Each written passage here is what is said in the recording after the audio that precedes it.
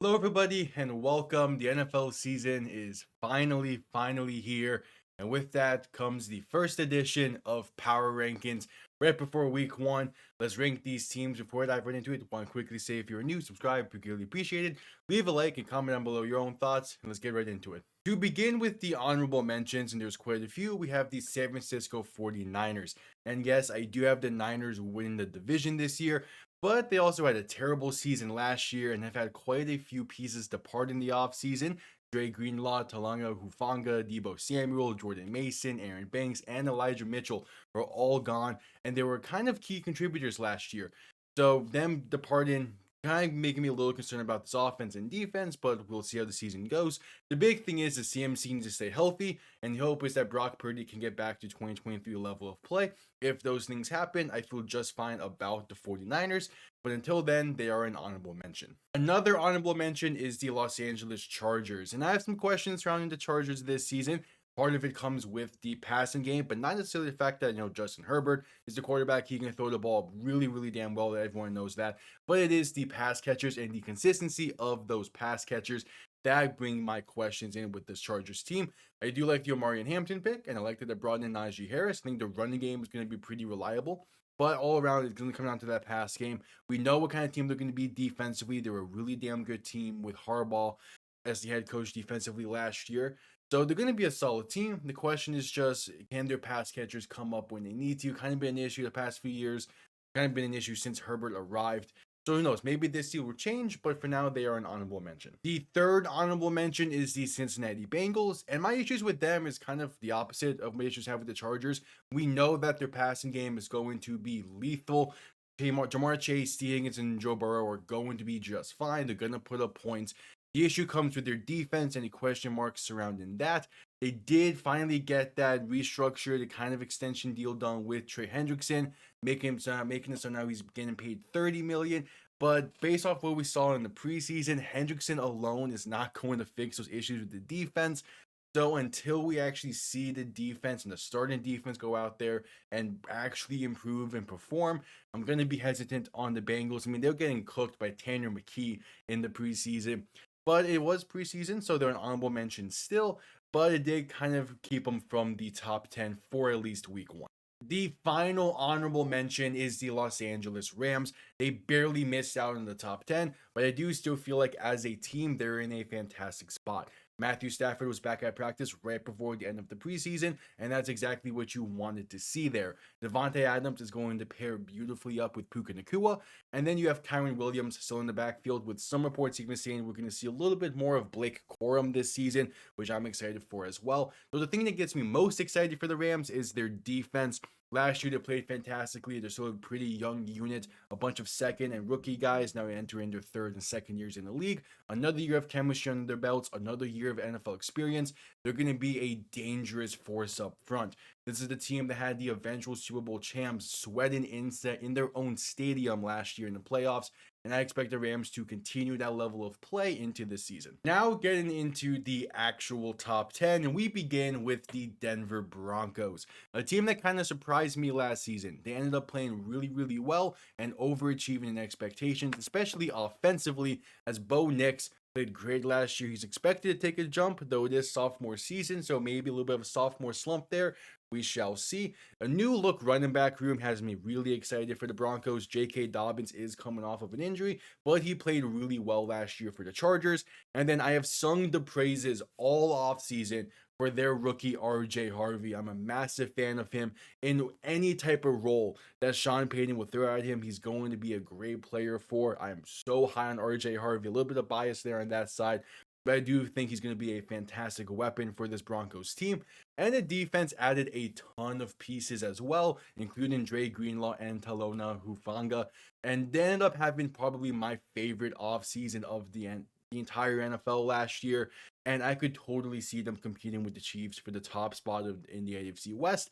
And expectations are high for the Broncos this year. Maybe we see them make a run at the AFC Championship. Who knows? But for now, they come in at number 10. Number 9 is the Tampa Bay Buccaneers, and this is their division to lose this year, as it has been the past couple years, but that did not stop them from going out in the offseason and improving this team nonetheless.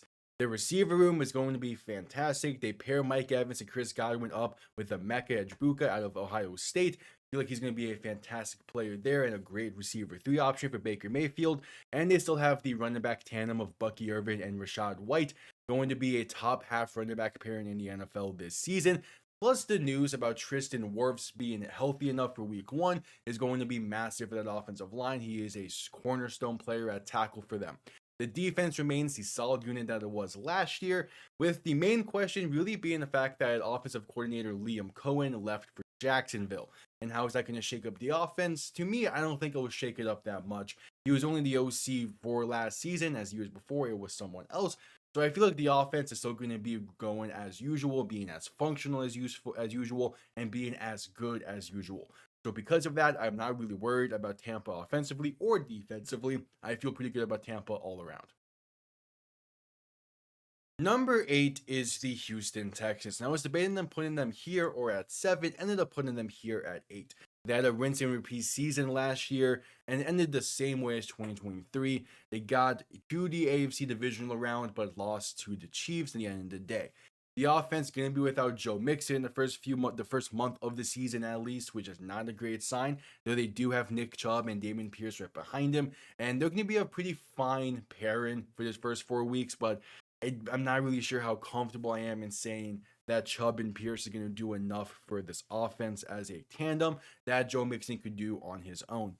So again, they're getting pieces back from injury in abundance. Tank Dell is going to be back from injury once again, and he's going to be a great weapon for CJ Stroud, who had a little bit of a disappointing season last year, a very slight sophomore slump. I am expecting him to bounce back pretty well and have another great season, but we will obviously see how things go.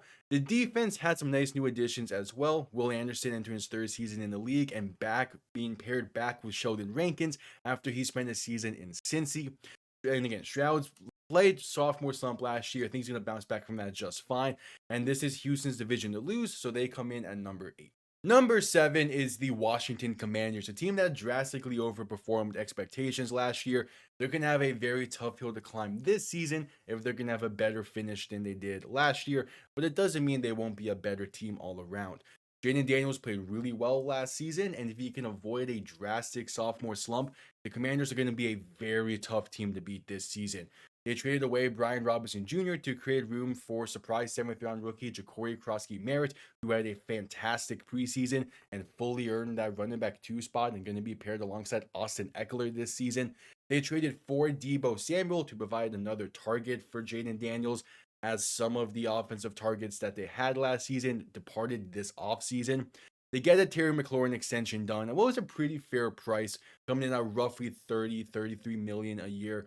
And again, very fair price. I kind of expected him to not necessarily break the market, but enter that top echelon of receiver money.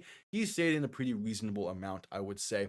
The defense played really well last year as well, and they added pieces to fill in the holes. The main hole being the rush defense. They had the 29th ranked rush defense last year. Compare that to them being the 3rd ranked passing defense. If they can get that into a top 20 rush defensive unit, they're going to be a drastically better defense this year, even if their pass defense slightly decreases. But vibes seem to be high in Washington. All eyes are on them this season, though, and it's going to be a very, very interesting season for the Commanders. Number 6 is the Green Bay Packers. And I've been high on the Packers all offseason, and it's for very simple reasons of they're still the youngest team in the league. They're still playing at a high level. They had 11 wins last season and are getting a 3rd place divisional schedule, meaning that their extra games are against Denver, Carolina, and Arizona. Jordan Love has been a great starting quarterback since taking over a few years ago. Josh Jacobs gets another year in the offense. He could very easily be the rushing leader this season. And Matthew Golden gets added to what was already a really good receiver room. So where does that leave the defense? Well, Micah fucking Parsons is a Green Bay Packer. They're going to be just fine defensively.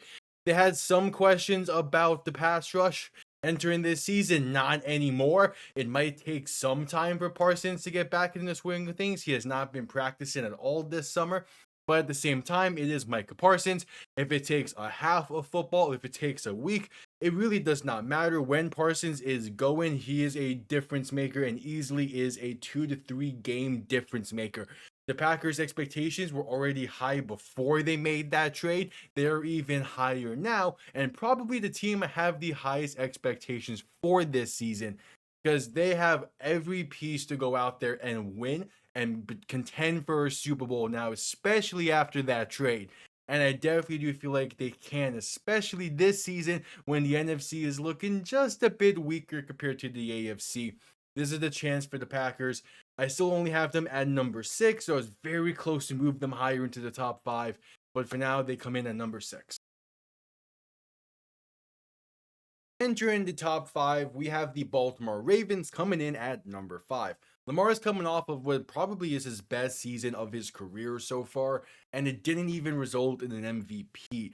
Derrick Henry also had a great season last year, and the Ravens added DeAndre Hopkins to the arsenal as well. His last season wasn't great for Hopkins, but I do expect him to kind of bounce back a little bit with Lamar Jackson behind center and a proper offseason to learn the offense instead of the deadline trade that was him going to Kansas City last year. The defense is going to continue to be fantastic. They add Jaire Alexander to that, who is a great corner if he can stay on the field. But they pair him with newly extended Kyle Hamilton, and I think that's going to be just a fine pairing in the secondary and end up being a really nice pairing all around. They're going to be a fun team to watch this season, like they always are. It's Lamar Jackson, it's Derrick Henry. The Ravens are a really good team. No one should be surprised by me saying that. They are a contending team as well. I know they've kind of been struggling to get over the hump the past few years, but I do think this could be the season to get it done. It's just can they actually get it done in the playoffs when it matters most?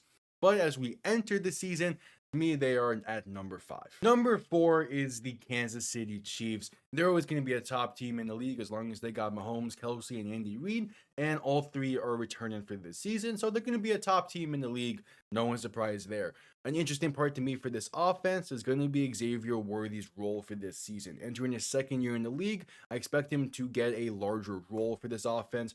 He's someone I was really high entering the league last year, played solid his rookie year, so his role in the second year going to be big. The defense is much of the same dominant unit that they had last year, led by Steve Spagnuolo as the DC, and he remains another year as well. He was the mastermind of that side of the ball, so him returning is fantastic. And it would be foolish to say the Chiefs are not one of the best teams in the league. Just straight up, they could very easily be back in the Super Bowl again. They're going to be playing angry this season because of their performance last year in the Super Bowl.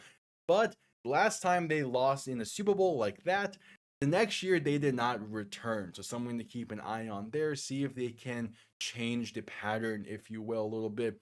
But the Chiefs against one of the top 5 teams in the league, no doubt in my mind, as long as Mahomes is there, really, they're going to be a very tough team to beat. So thus they come in at number 4. Number 3 is the Buffalo Bills, the team that continues to fail to get over the hump, now featuring the reigning MVP. There's no doubt that the Bills are going to be a great team. Josh Allen behind center, it's a very difficult task stopping that offense unless you are the Kansas City Chiefs. The defense added Joey Bosa to his already a really solid looking front seven. He's their Von Miller replacement. And they recently brought back Jordan Poyer to be a mentor to a safety room that played really solid last year. And Poyer spent a year in Miami last year. We don't want to get into it. Tre'Davious White returns to be a mentor to the corner room after spending a year in Los Angeles and Baltimore. And it's a corner room that's going to be without highly anticipated rookie Maxwell Harrison for at least the first month. But once he does make his NFL debut, he's going to be a very interesting guy to watch. He could very easily be the cornerstone for this Bills defense for the foreseeable future, which already has a multitude of cornerstone guys. Matt Milano returns, Ed Oliver returns, Gregory Rousseau returns. This is going to be a great Bills defense, going to be a great Bills team, and they come in at number 3 because they are the Buffalo Bills. Number 2 is the Philadelphia Eagles. And yes, they have the reigning Super Bowl champs not at number 1, and it might be a shock. I still think the Eagles have the best chance of winning the Super Bowl this year. They have pretty much returned everyone from that team, but the guys that they didn't return all pretty much happen to be on the defensive side, and that gives me a very, very slight hesitation to say that they are the number 1 team entering the season. They lose Darius Slay, James Bradbury, Josh Sweat, Milton Williams, and CJ Gardner-Johnson this offseason, and they do have young players to come in and fill those roles, but I kind of just need to see it again from those guys, especially Quinyon Mitchell and Cooper DeJean. They played great last year, fantastic rookie seasons. Show me again, and then I'll fully be able to trust you and say that you're gonna be the guy for this Eagles defense. But I do have some faith in them nonetheless. They're not good. Who knows though? Sophomore slumps happen. The offense, again, still the same grade unit. The only thing I really want to mention is Saquon Barkley because he had a near historic season last year. The hype is high and the anticipation is high for his season this year. It's gonna be a very slight decrease of production season, if only for the fact that it is very hard to do what he did last year consistently. He's still gonna have a great season. It's just not gonna be that same level, and thus you might see the performance of the Eagles offense as a whole take a slight hit if Hurts can't get the passing game to a high above tier level, similar to what they had their previous Super Bowl appearance when they lost to the Chiefs. But I do still feel like the Eagles are a fantastic team that are going to be in the running for the Super Bowl once again. And at number one, taking the top spot, it is the Detroit Lions. They're going to be a great team this season, even with losing both their coordinators to head coaching opportunities, as the main reason is they're getting Aiden Hutchinson back. He's going to drastically improve that front seven and really that defense as a whole that was just riddled with injuries last year. On top of the fact that they added quite a few guys to that defense because they were so riddled with injuries. They're getting a ton of guys back that alone will make the defense be a better unit. And if they can stay healthy, they could very easily make a run again, which they probably should have done last year. The offense remains the same, which was possibly one of the better offenses in the NFL last year, maybe even the best offense in the NFL last year.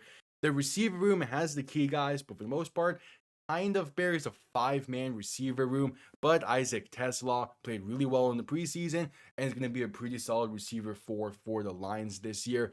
Unlike was the case last year, where they played in 15 indoor games, they're going to have quite a few less this season. But I don't think it'll matter that much for this year's Lions team because I do feel like they're going to be a better team than they were last year and a more complete team. They might not win 15 games again, but it doesn't mean they're not a better team and it won't be a more complete team. I think this Lions team has learned from its last year's mishaps and has learned from 2023 as well. And this feels like their year to truly make the push, assuming the defense can stay healthier than it was last year.